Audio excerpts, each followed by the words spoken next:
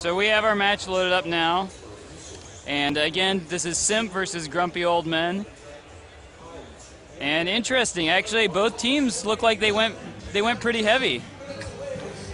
Definitely, this is a city map, right? Yep. Heavies dominate, mediums, their extra advantage. If you're forfeiting the hill, are pretty much useless. So Simp is compensating for that by bringing two T1s of their own, just to basically hold down those areas where we were talking about, where the enemy team might try and flank them. So at least they have an advanced warning. They can return their fast tanks to that area and try and negate that problem. So I know you may not agree here, but I think by Grumpy Old Men, the T-32 and Tiger 2 combo, I think that could be a really difficult thing to beat there. I think they may have some real trouble cracking that T-32 Tiger 2 combo. I could see that being a really rough, tough nut to crack.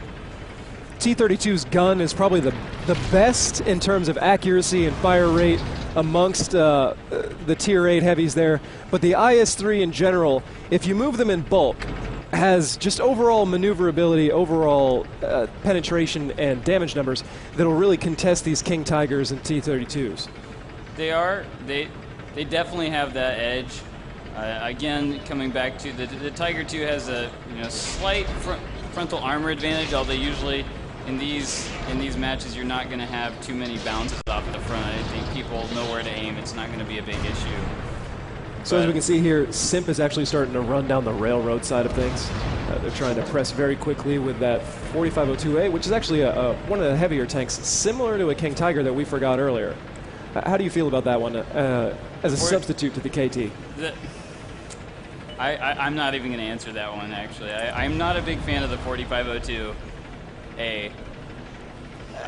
I think it has its niche, but it's very specific. It's a very specific niche. The Tiger 2 is definitely a lot more versatile.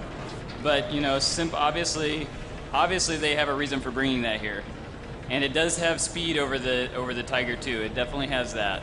The Tiger 2 is not the fastest tank around. And they're coming in virtually uncontested into the rear of the cap. This is pretty interesting here. What do we see from Grumpy Old Men over there? Grumpy Old Men are currently trying to sort of turtle up in these alleys here, prevent Simp from getting in behind them, but unfortunately the one route that actually blocks that, they forgot to put a tank there, it looks like. Yeah, it's gonna be tough to stop them now. They're so close to their cap. Oh, and there goes an IS-3. That's a pretty big hit to take like that. And another IS-3 at half health. That's another significant blow to Grumpy Old Men here.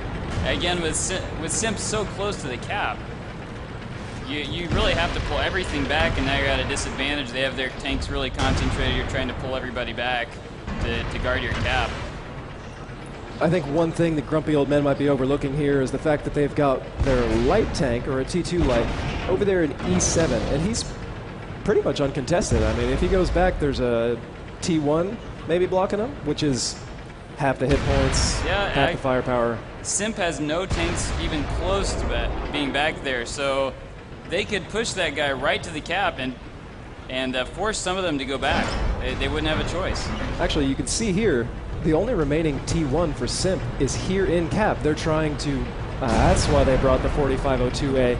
He is literally a shield for that T1 so they can start a cap, which is going to cause Grumpy Old Men to actually have to come out of cover and dig him out to prevent them from losing. Yeah, very interesting tactic there. That's one that's been tried in Clan Wars, but considering the fact that most people aren't going to bring artillery for Himmelsdorf, especially in a 7-on-7 match, it's a very smart tactic. Yes, absolutely. I totally agree there.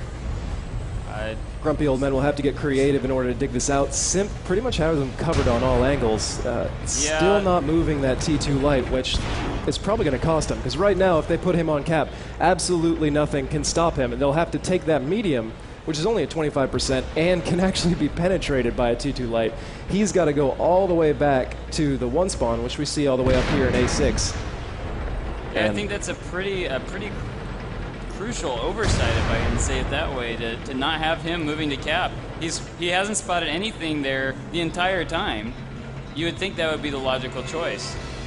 One of the main tactics as a battle leader is always to count the enemy tanks, see where they're going, and try and deduce their locations based on that. But in this situation, all of SIMP's tanks are actually visible. So oversight is kind of an understatement.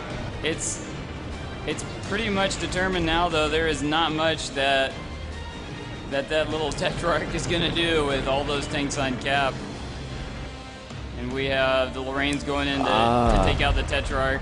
Here we see the problem. He actually managed to get himself stuck trying to get in there while he was proximity lighting that alley. It wasn't an oversight. It was simply the fact that their light there got stuck. Well, great game by SIMP. It was an excellent game by SIMP.